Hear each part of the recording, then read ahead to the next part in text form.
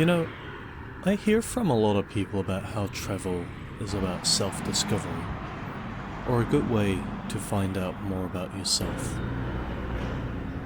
I always thought this was all a bit of nonsense, but today felt a little different. It's another nice day, and another alone day for me, off to my own adventures. As you approach Monkey Hill, you can see it from quite the distance away down the roads. There are several temples and government buildings in classic Sino-European style at the foot of the hill.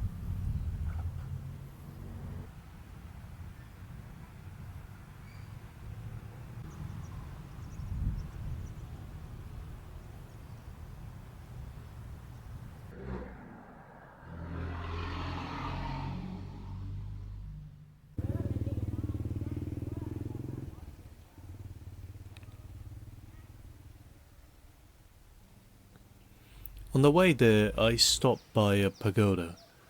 The pagoda is beautifully nestled into the side of the mountain, and it's called Wat Lang San. It's clean and peaceful.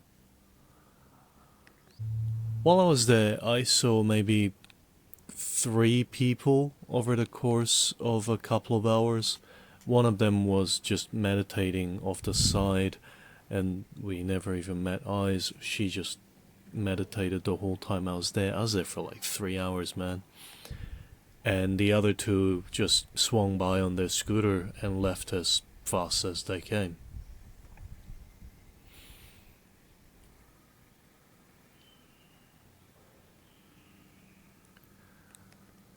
It was this place where I had quite a spiritual moment. For for a reason that I couldn't quite figure out why, I stood in front of the statue of the Buddha and cried a bunch. It just bawled my eyes out. I was alone and away from any noise other than nature and the occasional chicken noise. And I'm not a religious person by any means, but I am a spiritual person, if that makes sense. But the fact that I could just slow down right here in the midst of a mountain kind of helped me figure out that I have been just kind of sprinting for a long time, and having the time to myself and be somewhere that's quiet enough where I could actually listen to my own thoughts was so bizarre and was so shocking that all I could do was cry and think. It took me several hours, like, well, let's say a couple of hours, because it took about 2 hours to process why I just couldn't stop crying. The tears just wouldn't stop. It was this idea of breaking the cycle. Like, I was grinding back home that I was chasing money and work, like my life just depended on it. And it's here where I kind of realized, hey, maybe that's not what life's all about. Which clearly is a lesson I took to heart, given my schedule involves me working like 12 hours a week right now. Sorry, a day right now. It's a strange feeling recalling what it was like back then. Kind of had this enlightening moment, but a moment that I can't follow up on. Maybe I just need to take an actual lesson from all this and actually slow myself down a little bit. Anyways, as I headed down from this enlightening spot, I noticed that the toilets around here, for some reason, had locks on the outside of the toilets. I assume because of monkeys, but I'm not sure. Hopefully it's not so someone can play pranks on people, but anyway. And you'll also notice that a little ways down the line that there is actually a school by the foot of the mountain as well, away from the hustle and bustle of the city. It's actually really nice to see a school in a place like this instead of being crammed in the middle of the city with all the pollution and the noise. And as I headed down from the pagoda, I headed towards my original goal of Monkey Mountain, because this just ended up being a side trip. The monkeys here were very docile. They kept to themselves for the most part. Some of them had these blue eyeliner look that no other girl could really pull off, but these guys looked absolutely fabulous.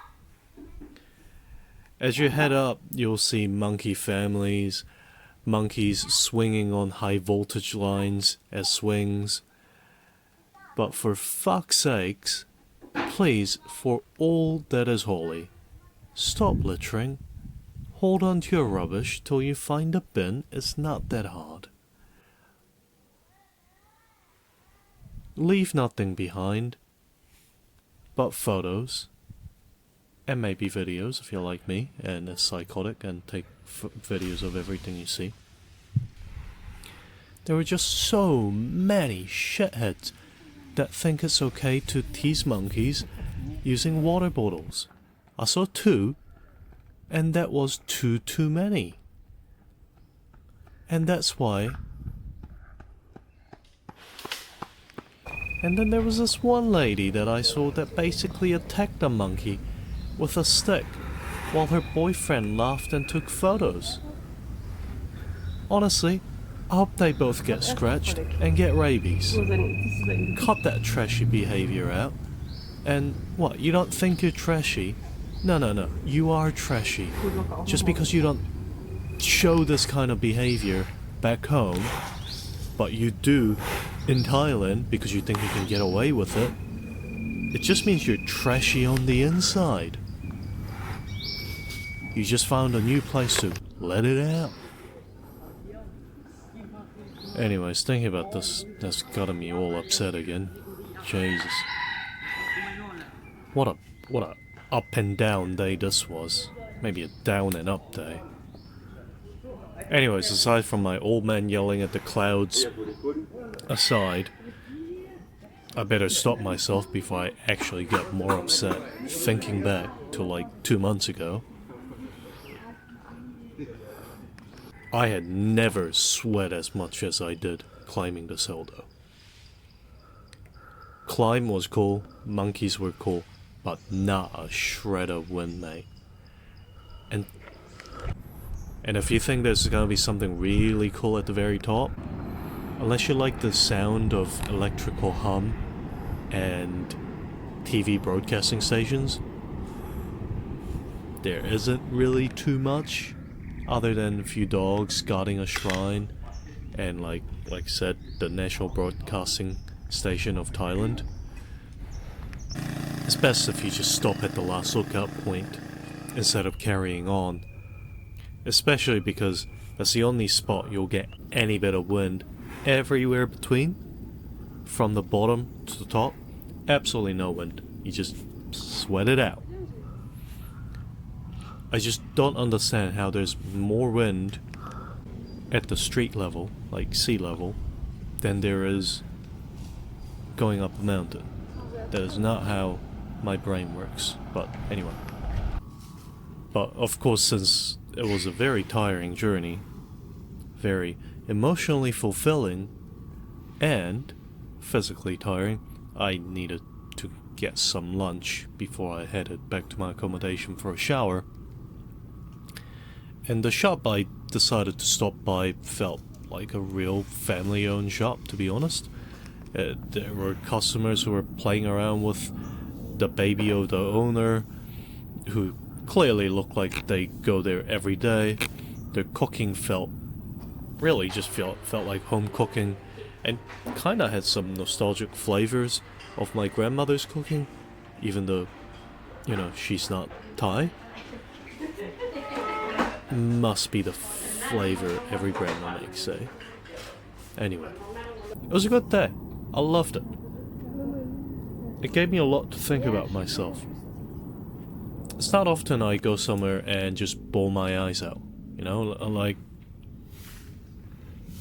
I must have had a lot going on in my head, and I think I still do. It's gonna be hard for me to crack down all of this, but I enjoyed it. Monkeys were cool. They're pretty cute. But those people, I hope they get rabies. Hope you enjoyed this little story. I feel like I've made something out of nothing. I hope you have a good one. Cheers.